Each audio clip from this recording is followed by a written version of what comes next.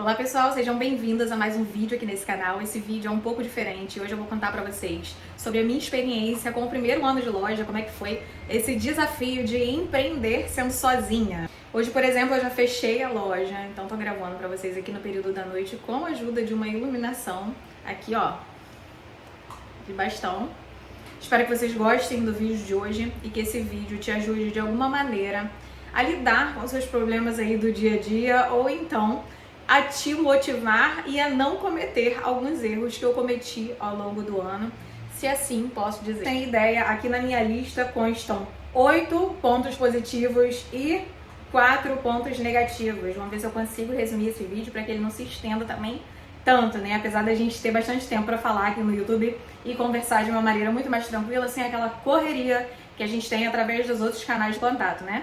E como vocês podem ver, ainda bem que o telefone não para de tocar, toda hora bipa, que é cliente, ó, agora são 7h10 da noite e tem cliente mandando mensagem aqui, porque normalmente esse horário, pessoal, eu já desligo o telefone, então isso daí já entra como número 1 da lista, tá? Se eu pudesse, o que eu faria antes de começar a lista ruim, eu teria o hábito, desde o primeiro dia que eu abri a loja, de abrir o telefone em uma determinada hora e desligar o telefone em determinada hora quando eu fechasse a loja. Porque, querendo ou não, naquela ansiedade de querer agendar os clientes, a gente acaba respondendo até no domingo. E aí, quando você se dá conta, você está respondendo no domingo, feriado, se bobear até de madrugada. Aí, o que eu faço para conseguir dar conta? Às vezes eu escrevo a mensagem, deixo como não lida e envio no dia seguinte. Minha lista de 8 pontos de coisas positivas ou boas que foram acontecendo. A primeira delas foi que eu completei um ano de loja no dia 21 de novembro agora de 2025. Não completamos os 12 meses.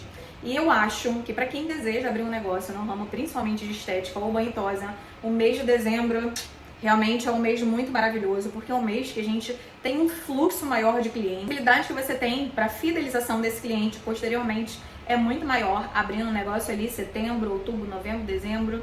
Já é muito maravilhoso, nós já estamos na primavera, o pessoal já está entrando no clima realmente de cuidar desse pet e procura muito mais os serviços de banhosa do que, por exemplo, numa época de inverno, como junho, julho. E isso realmente acontece, tá? Então, eu tive... Foi por pura sorte, tá? Não foi planejamento, não. Eu não planejava abrir a loja no final do ano, as coisas foram acontecendo, eu fui levada pelo fluxo e consegui abrir no dia 21 de novembro de 2024. O que isso trouxe de bom? Esse fluxo grande no mês de dezembro. Mas o que trouxe de ruim foi que faltava apenas um mês para o mês mais procurado do ano. Então, com isso, nessa semaninha de Natal, o fluxo foi muito grande, mas em compensação nas semanas anteriores, eu não consegui organizar muito bem as coisas do jeito que eu gostaria, ou como eu gostaria. Essa lista não está organizada em formato de prioridade, tá? Eu só fui listando as coisas que eu fui lembrando, mas não colocando na ordem de prioridades ou de mais importante. Número 2, o investimento em redes sociais. Sim, investimentos em redes sociais, tanto publicidade, propagandas, posts, collab junto com o Jornal da Cidade. Foi muito bem utilizado através do Instagram, que é a rede principal de contato aqui da loja. E eu posso dizer que hoje, acredito que 60% dos clientes venham pelo Instagram. E isso é muito legal porque eu comecei a produzir conteúdo para o Instagram e a partir do momento que eu fiz isso, eu percebi que o meu cliente foi ficando mais qualificado. Então, se você está aí na dúvida se deve ou não investir nesse canal de contato, eu considero que você deveria fortemente investir, principalmente com foco no seu cliente, porque o cliente ele vem muito mais qualificado, como eu disse. Ele já vem sabendo como você funciona, o que você faz e como você faz. Algo muito importante também que eu aprendi nesse ano foi o fato de que se você não tem ninguém para aparecer em nome da sua loja, se você é assim pequenininho como eu, né, que dá conta de tudo, tem que ser você. Tem que ter uma cara, principalmente porque a gente lida com seres vivos, né? E muitas vezes os tutores ainda têm aquele medo de deixar o cachorrinho no banho-tosa. Normalmente as informações que viralizam são em relação a maus tratos, então para ele confiar melhor em você, eu sugiro que você pelo menos se apresente através dos seus canais para que você crie mais conexão e para que as pessoas pelo menos saibam quem é você, quem é o rosto por trás daquilo ali. Número 3, tá? A parceria com lugares locais. Gente, eu explorei até pouco isso, mas eu fiz umas publicidades voltadas para jornal, como eu falei para vocês. Mas inclusive isso não era para estar na lista de coisas boas, foi negativa. Porque eu queria muito ter tido a oportunidade de fazer mais parcerias com os lugares ao redor. Só que, gente, é tanta coisa pra fazer que infelizmente a gente não dá conta, a verdade é essa, tá?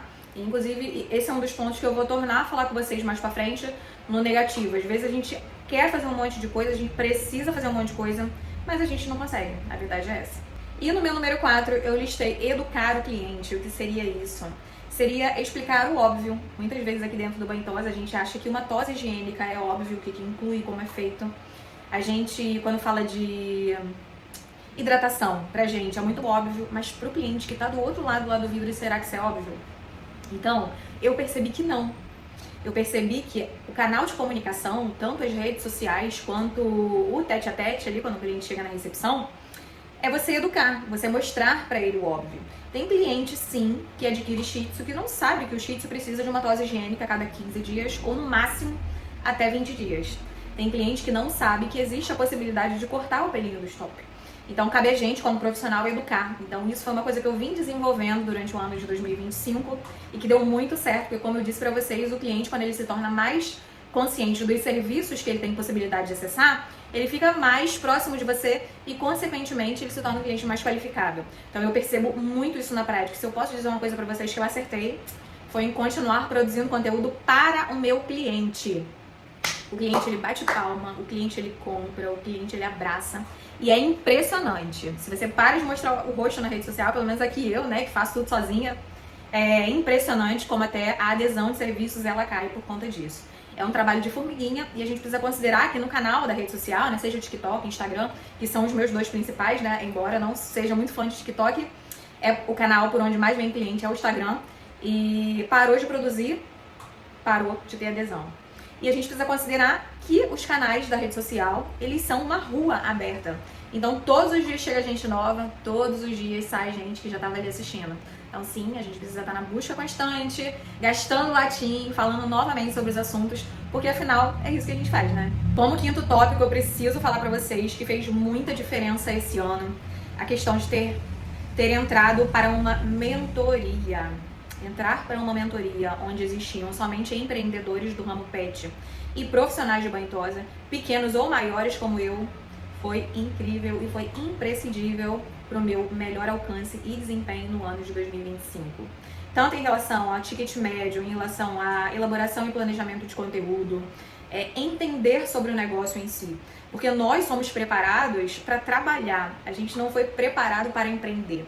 E eu quero que você me diga aí, você que é profissional de banho tosa que está assistindo esse vídeo, você foi preparado para gerir? Quando a gente está lá na escola, na educação infantil, ao longo de toda a nossa vida escolar, a gente não foi preparado para lidar com essas grandes demandas. A gente não entende de legislação, a gente não entende de lei trabalhista, a gente não entende o mecanismo e para que servem as redes sociais mais profundamente. E sendo que essas plataformas, elas também mudam o tempo todo, né? Então a gente precisa considerar isso também. Então a gente não foi preparado nem mesmo para fazer isso aqui que eu tô fazendo, que é falar, né? Que foi até uma coisa boa que começou a acontecer agora pro final do ano, que eu vou comentar mais pra frente com vocês. Então a gente precisa sim estudar e estar próximo de pessoas ali que estão no mesmo nível ou até melhor do que a gente, né? Prontos para crescer e para entender tudo isso aqui como um negócio. Foi muito positivo para mim. Então, se você está começando, está abrindo uma loja, eu sugiro que você realmente faça um investimento de comprar uma mentoria de negócio. 6 na minha lista, eu coloquei a economia de recursos e eu evitei também fazer investimentos em coisas supérfluas, como, por exemplo, muitos cenários e muitos adereços. É segurar a grana e realmente investir, ou então guardar esse dinheiro para poder investir em outras coisas que você tem prioridade. Eu acredito que a maioria de vocês aqui que está assistindo esse canal, ou são banhistas, ou são tosadores, ou são pequenos empreendedores de outros ramos, tá? E aí você leva isso para o seu formato de trabalho também, para o seu negócio, que é você realmente se perguntar se aquele investimento ali que você está fazendo faz sentido ou não. No Banho Tosa a gente tem um grande número de profissionais que trabalham com os famosos cenários, né? Que é cada coisa mais linda que a outra, cenário 3D, composição e, gente, o quanto isso gasta dinheiro é assim, um absurdo. E eu montei o cenário do Natal do ano passado, fiz os cenários aqui para fotografia dos cães, só nas datas comemorativas básicas. Eu tinha até pensado em uma determinada data do ano, de fazer isso pro ano que vem, mas com outros temas, mas ó, já risquei da minha lista. Acho que se eu for fazer tema fora de data comemorativa, vão ser só 2 ou 3 no máximo. E coisas assim, bem pontuais e cenários que eu possa utilizar sem ser um cenário exatamente temático, sabe? Como, por exemplo, Primavera, que é um tema que eu gosto muito, tema de flores. Inclusive, se você for na minha rede social, lá no Instagram, você vai ver que tem muitas fotos com flores, porque eu acho muito bonito. Acho que tem muito a ver com a minha proposta aqui. E é um tema que eu gosto bastante. Tô olhando pra lá porque aqui tem cenário, tá? Então foi um gasto que eu evitei, que eu percebo assim que as pessoas gastam muito dinheiro. E eu queria muito colocar isso na lista dos positivos, porque realmente eu me superei. Eu achei que eu fosse ser uma gastadeira de cenários e eu não fui. Então, ó, parabéns pra mim. Número 7 da minha lista está visão estratégica e planejamento. E por que eu digo isso? Porque é a gente que precisa estar em rede social. Gente, vocês acham que eu produzo conteúdo só porque eu gosto? Eu gosto, mas ó, já passou do tempo que eu fazia isso aqui por fazer, tá? O YouTube aqui é um dos canais que eu realmente, ó, tenho muita paixão, porque eu consigo falar assim, exatamente como eu me sinto, conversar melhor com vocês. Eu me sinto muito mais confortável aqui no YouTube do que nos outros canais. Mas eu não produzo conteúdo só pensando na diversão, não. É um trabalho, faz parte do meu trabalho. E é o trabalho quem diz exatamente para onde eu vou daqui a uns anos. E eu levo isso muito a sério. E se você não leva, precisa levar. Quando eu falo para vocês da visão estratégica, eu quero dizer exatamente sobre aquilo que você quer alcançar num determinado tempo. Mas para isso você tem que saber aonde você quer chegar. Por exemplo, era uma meta minha começar a gravar conteúdos de aula e colocar em algumas plataformas. Consegui fazer isso esse ano? Não consegui, gente, não dei conta. Mas já está na lista para 2026, porque se eu não fiz até agora, final de novembro e em dezembro, aí mesmo que eu não vou fazer. Então eu já risquei da minha lista e vai ficar pro ano seguinte, porque precisa gravar, precisa editar, precisa separar modelos, precisa se planejar. E conforme as demandas vão surgindo, a gente vai suprindo essas necessidades. Então, o planejamento estratégico é algo extremamente importante. E eu vou te dar um exemplo muito simples de como você pode aplicar isso aí dentro do seu Banho-Tosa. Você tem reparado que muitos clientes estão com dúvida em relação à tosa higiênica. Então, você, um determinado dia, postou lá um story que o cachorro fez uma tosa higiênica. E aí, um cliente perguntou quanto era. No outro dia, o outro cliente perguntou de quanto em quanto tempo tem que fazer. Então, por exemplo, se começa a surgir muito comentário sobre aquele assunto e você vê que o seu público está desejando consumir aquele tipo de conteúdo, cria um conteúdo estratégico falando sobre isso e sobre esse serviço adicional, que é tão importante na vida do pet. Então, ali você, primeiro de tudo, resolve o problema do pet, você educa o seu cliente e você adiciona um serviço. Sempre nesse sentido. Você resolve o problema educando o cliente e adicionando o serviço e, consequentemente, aumentando seu ticket médio. Isso é planejamento estratégico. Ter um objetivo e trabalhar em direção a ele. Para vocês é o número 8, que, olha, eu bati cabeça em alguns momentos desse ano na muquiranice de querer guardar o dinheiro e não investir em equipamentos realmente bons, como, por exemplo, algumas tesouras e algumas escovas. Pois é, gente, mesmo com 7 anos de mercado, trabalhando com Banho-Tosa, pra você que é novo aqui, ó, eu trabalho há 7 anos na área, mas eu tenho loja há 1 ano, tá? Acabei de fazer 7 anos de profissão. Durante esse ano eu quis fazer algumas economias, importando tesouras, testando outros produtos, testando outras marcas de equipamentos e, ó, nota 0, tá? Tem um vídeo já aqui no canal, que eu falo inclusive de um kit de tesouras que eu adquiri há pouco tempo. Vai lá ver o review, valeu muito a pena, não tive nenhuma dor de cabeça, bem como outros equipamentos muito melhores, que eu investi muito mais dinheiro e foram nota 10. Então, não seja muquirana com seus equipamentos de trabalho. Agora vamos para o último tópico, que são as coisas ruins ou as coisas que poderiam ter sido melhores, pessoal. Vou deixar o número 1 pro final, porque eu preciso de explicar ele um pouco mais, tá? E que talvez funcione, não funcionou pra mim, mas talvez vá funcionar pra você. Número 1, foi exatamente o que eu falei de bom que eu comprei, né? Que foram as tesouras mais caras, investimento num bom telefone. O que deu errado foi querer investir em marcas aleatórias e de produtos de qualidade duvidosa. Então, quis economizar dinheiro, acabei me ferrando e gastando 2 vezes.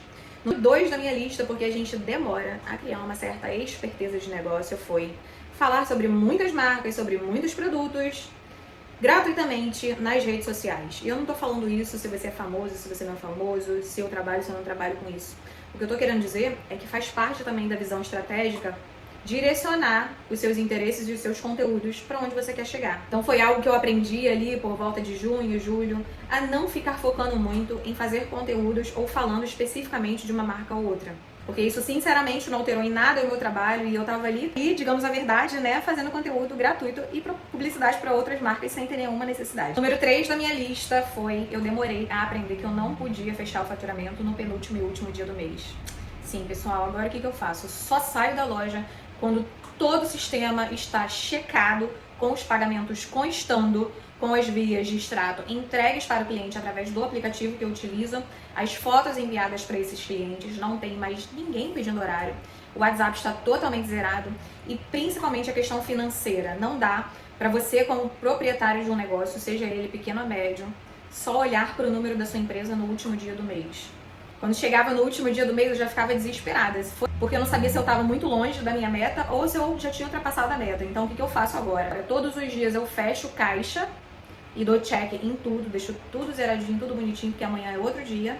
Semanalmente, eu fecho caixa da empresa e olho quanto que eu fiz na semana, para que você consiga ter uma visão de cima, verificar quais foram os serviços que venderam mais, quem são os clientes que estão retornando de uma semana para outra, quem são os clientes que costumavam vir e não vêm mais, ou então no máximo quinzenalmente. Assim você tem um controle maior de quão perto você está do número que você quer chegar e o quanto de afastamento você tem daquele número também.